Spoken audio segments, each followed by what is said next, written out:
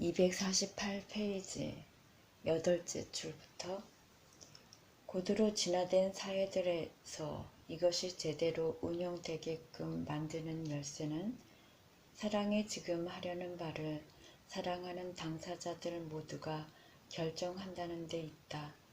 따라서 한쪽이 상대방이나 상대방들에게서 동의를 받지 못하면 그렇게 하지 않기로 결정할 수도 있다.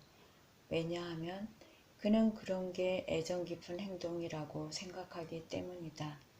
이 때문에 모든 당사자들은 어른이 되어야 하고 성숙해야 하며 그런 결정들을 혼자 힘으로 내릴 수 있어야 한다. 이것은 너가 방금 아동학대와 아동강간, 여타 형태의 인권 침해들과 관련해 너의 머릿속에 떠올렸던 그 모든 의문들을 제거해 준다. 제가 세 번째 당사자인데 나머지 두 사람이 애정 깊은 행동이라고 결정했던 것이 내게는 그다지 애정 깊은 것이라고 여겨지지 않는다면요. 그렇다면 너는 다른 당사자들에게 거기에 대해 너가 어떻게 느끼는지, 너의 진실이 무엇인지 말해야 한다. 그리고 그들이 너의 진실을 어떻게 대하느냐에 따라 그들과의 관계의 형태에서 너가 바꾸고 싶은 게 있다면 너는 그렇게 하기로 결정할 수 있다. 하지만 그렇게 하기가 쉽지 않다면요. 내가 그들을 필요로 한다면요. 너가 사람들에게서 필요로 하는 것이 적을수록 너는 그들을 더 많이 사랑할 수 있다. 어떻게 자신이 사랑하는 사람에게서 아무것도 필요로 하지 않을 수가 있습니까? 그가 너에게 줄 수 있는 것 때문이 아니라 그냥 있는 그대로의 그를 사랑하는 것으로. 하지만 그렇게 되면 그는 나를 갖고 논다고요.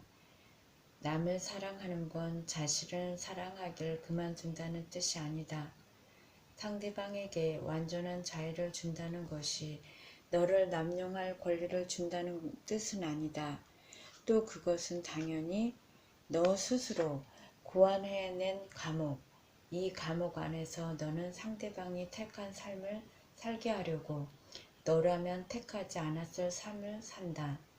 이 자신을 가두는 걸 뜻하지 않는다. 그럼에도 완전한 자유를 준다는 건 상대방에게 어떤 종류의 한계도 설정하지 않는다는 뜻이다. 잠깐만요. 그에게 어떤 한계도 설정하지 않는다면 어떻게 그가 나를 갖고 노는 걸 막을 수 있습니까? 그에게 한계를 설정하지 말고 너 자신에게 한계를 설정하라. 너가 남에게 허용해주는 체험을 제한하지 말고 너가 선택하려는 체험을 제한하라. 이런 제한은 자의에 의한 것이니 실제로는 전혀 제한이 아니다. 그것은 자신이 누군지를 선언하는 것인 동시에 자신에 대한 창조이고 규정이다. 신의 왕국에서는 누구도 제한받지 않고 무엇도 제한되지 않는다. 그리고 사랑은 오직 자유만을 안다. 영혼 또한 그러하고 신 또한 그러하다. 그래서 이 말들 모두를 서로 바꿔 쓸 수 있다. 사랑, 자유, 영혼, 신, 이 모두가 하나의 측면들을 지닌다. 이 모두가 같은 것이다. 너희는 모든 지금 순간에 자신이 누군지 자유롭게 선언하고 천명하기로 되어 있다. 사실 자신이 그렇게 하고 있음을 모를 때도 너희는 그렇게 하고 있다. 하지만 너희는 다른 사람이 누군지, 그가 누구여야 하는지 자유롭게 선언하기로는 되어 있지 않다.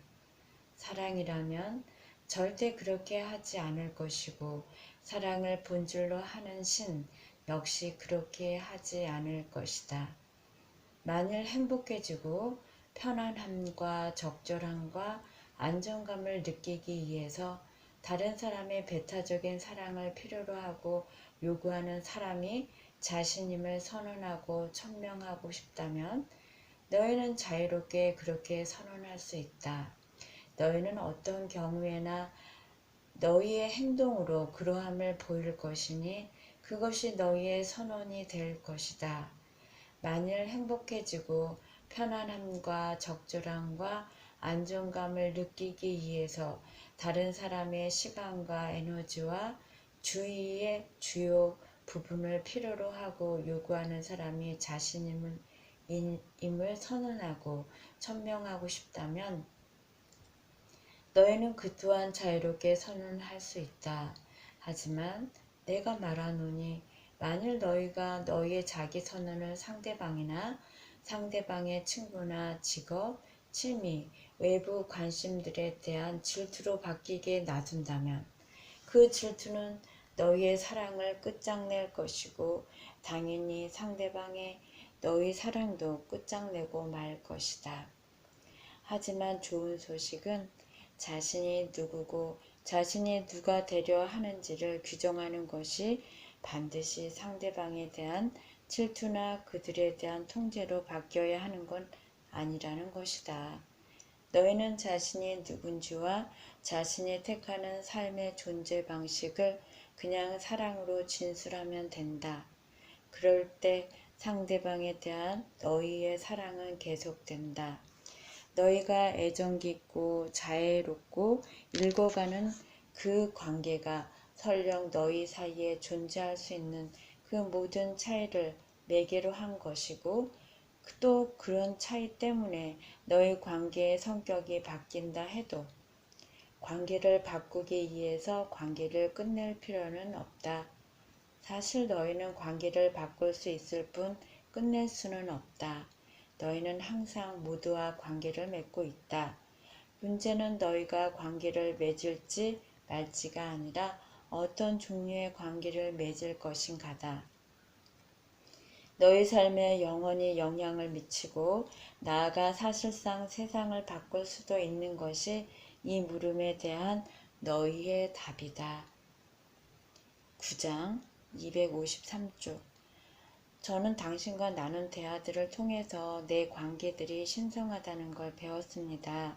그것들은 삶의 가장 중요한 측면들입니다. 왜냐하면 나 자신과 내가 되고자 하는 자신을 표현하고 체험하는 것이 관계들을 통해서이니까요. 단지 사람들과의 관계만이 아니라 만물과의 관계가 항상 그러하다. 너가 삶과 맺은 관계가 그러하고 너가 삶의 온갖 요소들과 맺은 관계 또한 그러하다. 너가 인간 체험의 4가지 초석인 돈과 사랑과 섹스와 신과 맺은 관계가 그러하고 너가 나무와 식물과 동물과 새와 바람과 공기와 하늘과 바다 맺은 관계 또한 그러하다. 또 너가 자연과 맺은 관계와 나와 맺은 관계 역시 그러하다.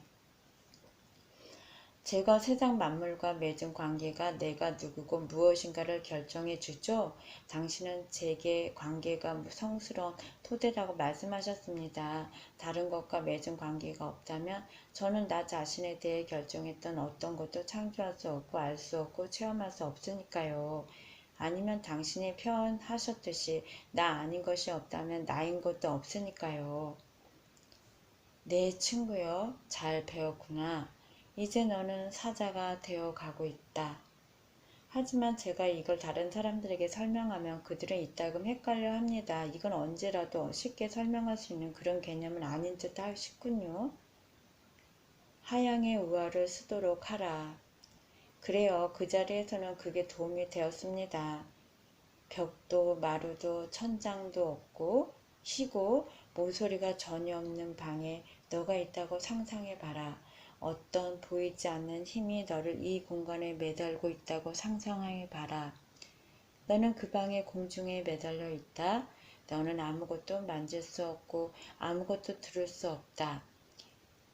너가 보는 것은 오로지 하양뿐이다. 너는 체험이란 면에서 너가 얼마나 오래 존재하리라고 생각하느냐? 그다지 오래는 아니겠죠. 나는 거기에 있지만 나 자신에 대해서는 아무것도 모를 테니까요. 얼마 안 가서 저는 미치고 말겠죠. 실제로 너는 바로 그것을 하려 할 것이다. 너는 그야말로 정신을 놓아버릴 것이다. 너희 정신은 들어오는 온갖 자료들을 의미 있게 만들기로 되어 있는 너희 부분들이다. 하지만 들어오는 자료가 없다면 너희 정신은 할 일이 없다. 그런데 너가 정신을 놓아버리는 순간 너는 자신이 체험으로 존재하기를 그만둔다. 다시 말해 너는 자신에 대해서 특별한 어떤 것도 알기를 그만둔다. 너는 큰가 아니면 작은가 너로서는 알 수 없다. 자신과 비교할 것이 자기 외부에 전혀 없기 때문이다. 너는 착한가 아니면 악한가 너로서는 알 수 없다. 심지어 저기에 있는 것이 아무것도 없기 때문에 너는 자신이 여기에 있는지도 알 수 없다. 너는 자신에 관한 어떤 것도 자신의 체험으로 알 수 없다. 너는 자신이 원하는 그 모든 걸 개념화할 수는 있지만 체험할 수는 없다. 그런데 돌연 이 상황을 완전히 뒤바꾸는 일이 벌어진다. 그 방 벽에 작은 점 하나가 나타난 것이다. 그것은 누군가가 만년필을 가지고 와서 작은 잉크점 하나를 찍어 놓은 것과 같다. 그 점이 어떻게 해서 거기에 실제로 있게 되었는지는 아무도 모르지만 그 점이 너를 구해 주었으니 그런 건 중요하지 않다. 이제 다른 것이 있다. 너가 있고 벽 위에 점이 있다. 갑자기 너는 몇 가지 결정들을 다시 내릴 수 있게 되었고 몇 가지 체험들을 다시 가질 수 있게 되었다. 점은 저쪽에 있다. 그건 너가 여기 있는 게 틀림없다는 뜻이다. 점은 너보다 작고 너는 점보다 크다. 이런 식으로 너는 자신을 다시 규정하기 시작하고 있다. 벽에 찍힌 점과의 관계에서. 너가 점과 맺은 관계가 너를 제정신으로 되돌려 주었기에 그것은 신성한 것이 된다. 이번에는 그 방 안에 새끼 고양이 한 마리가 나타난다. 너는 누가 이렇게 하고 있는지, 누가 이런 일들이 일어나게 만들고 있는지는 모르지만 이제 좀 더 많은 결정들을 내릴 수 있게 되었기에 고마워한다. 그 고양이는 너보다 더 보드라워 보이지만 더 잘생긴 쪽은 너다. 적어도 그중 한때는 고양이는 너보다 빠르고 너는 고양이보다 강하다. 더 많은 것들이 그 방 안에 나타나기 시작하면서 너는 너의 자아 규정을 넓혀가기 시작하고 그럴수록 그것은 너에게 더 분명해진다. 이처럼 너는 오직 다른 것이 존재할 때만 자신을 알 수 있다. 이 다른 것이 너 아닌 것이다. 따라서 너 아닌 것이 없으면 너인 것도 없다. 너는 엄청난 진리를 기억해냈고 두 번 다시 그것을 잊지 않겠노라고 맹세한다. 너는 삶에서 만나는 모든 사람과 장소와 상황들을 두 팔 벌려 환영한다. 너는 그 어떤 것도 거부하지 않는다. 왜냐하면 이제 너는 너의 삶에 나타나는 모든 것이 축복이고 그것들이 자신이 누군지를 규정할 더 많은 기회와 자신을 그것으로 더 많은 기회를 주고 있음을 알기 때문이다. 하지만 내가 흰방에 혼자 놓여 있다면 내 정신이 어떤 상황인지 헤아리지 않을까요? 정신은 이봐. 나는 흰 방 안에 있어. 그게 전부야. 느긋하게 즐기자고 라고 말하지 않을까요? 물론 처음에는 그렇게 하겠지. 하지만 더 이상 들어오는 자료가 없는 상황에서 정신은 얼마 안 가 뭘 생각해야 할지 모르게 될 것이고 결국 정신은 하향과 공허와 무와 고립에 직면할 것이다. 너는 너희 세계가 고안해낸 가장 혹독한 징벌의 하나가 뭔지 아느냐? 독방 감금이요. 맞았다. 너희는 긴 시간 혼자 있는 것을 참아낼 수 없다. 대다수 비인간적인 감옥들에서는요, 독방에 빛조차 들어오지 않아서 문까지 닫히고 나면 그야말로 새카만 어둠 속에 있게 되죠.